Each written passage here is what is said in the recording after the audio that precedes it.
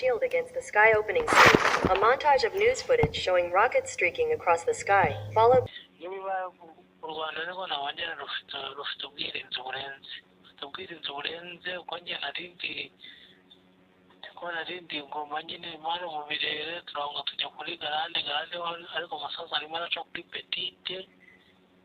ariko u Rwanda rufite ubwirinzi tugeze mu gakomane tuzi kurasa ariko abanyarwanda baturenze nemeye ariko bari Iron Dome, Israel's shield against the sky opening scene.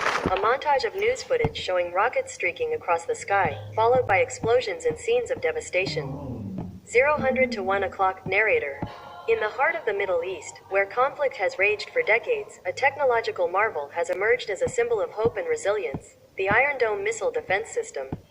Image. Iron Dome battery. Narrator. Developed by Israel, the Iron Dome is a cutting-edge system designed to intercept and neutralize short-range rockets and artillery shells, providing a crucial layer of defense against indiscriminate attacks.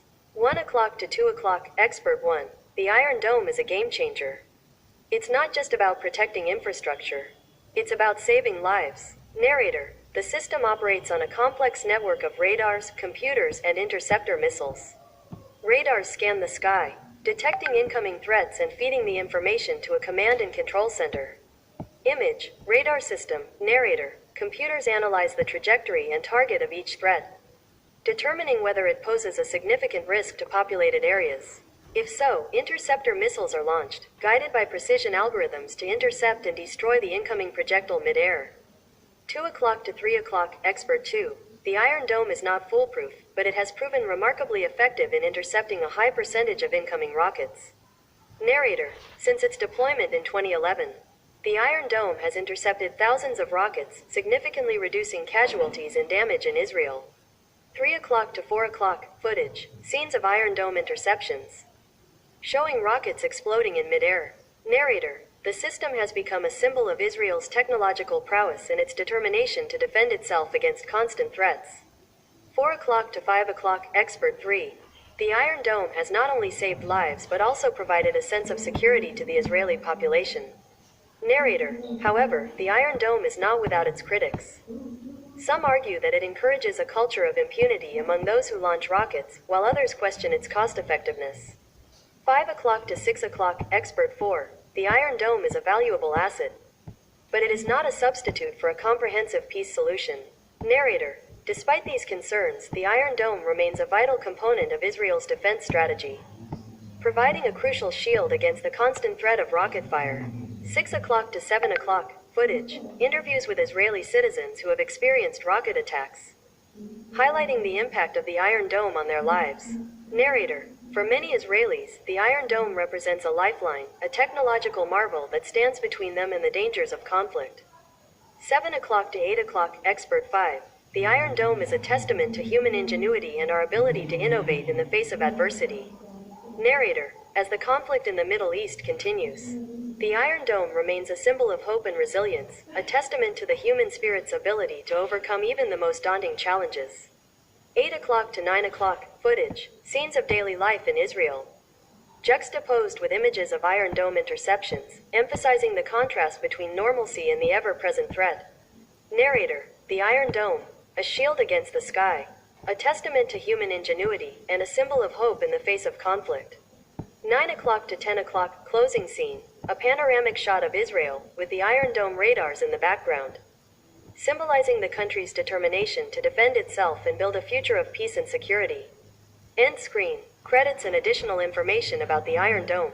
Q.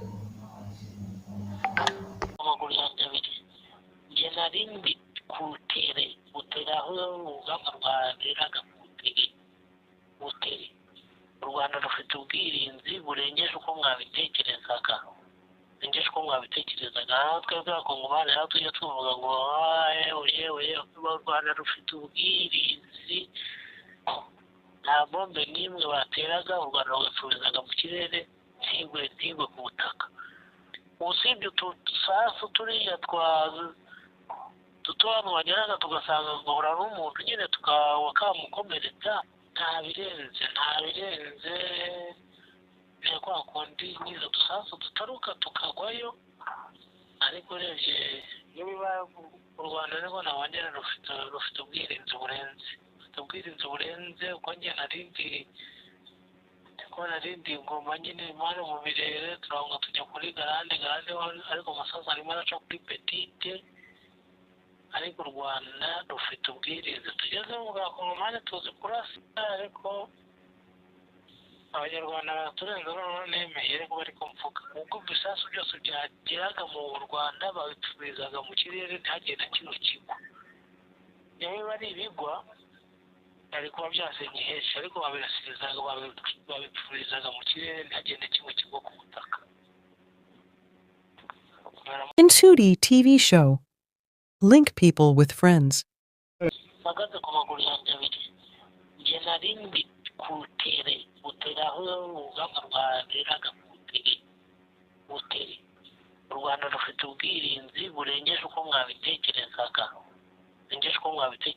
aho twebwe Abakongomani aho tujya tuvuga ngo yewe u Rwanda rufite ubwirinzi nta bombe n'imwe bateraga u Rwanda rugapfurizaga mu kirere ntigwe ku butaka usibye utusasu turiya duto hano wageraga tugasanga ngahura n'umuntu nyine wakamukomeretsa yanapfa birumvikana kuko hano niba kenshi abavuga kuri gurupe ntabwo bazi Gisenyi ntabwo bazi Goma ngo biherereye bahazi nibwo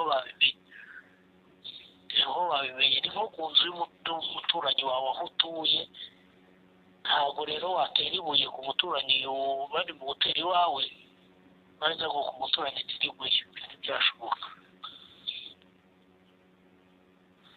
nta birenze ni kwa kundi n'izo dusasu dutaruka tukagwayo ariko urebye iyo biba u Rwanda niko nabongera rufite ubwirinzi burenze uko njye narindi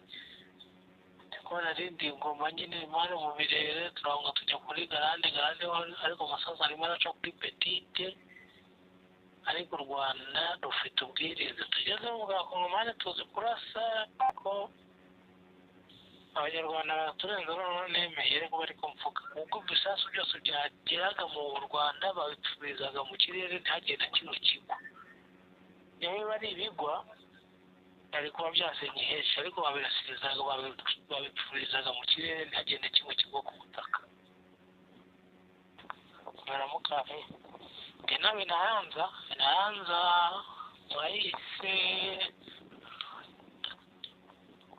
hii dakika tu naanza masasu ni ya mingi hapa mu birere na Goma ewe turiko hapa mu rompoye mu birere na FARDC au Barundi au wazalendo wiko mu Goma chini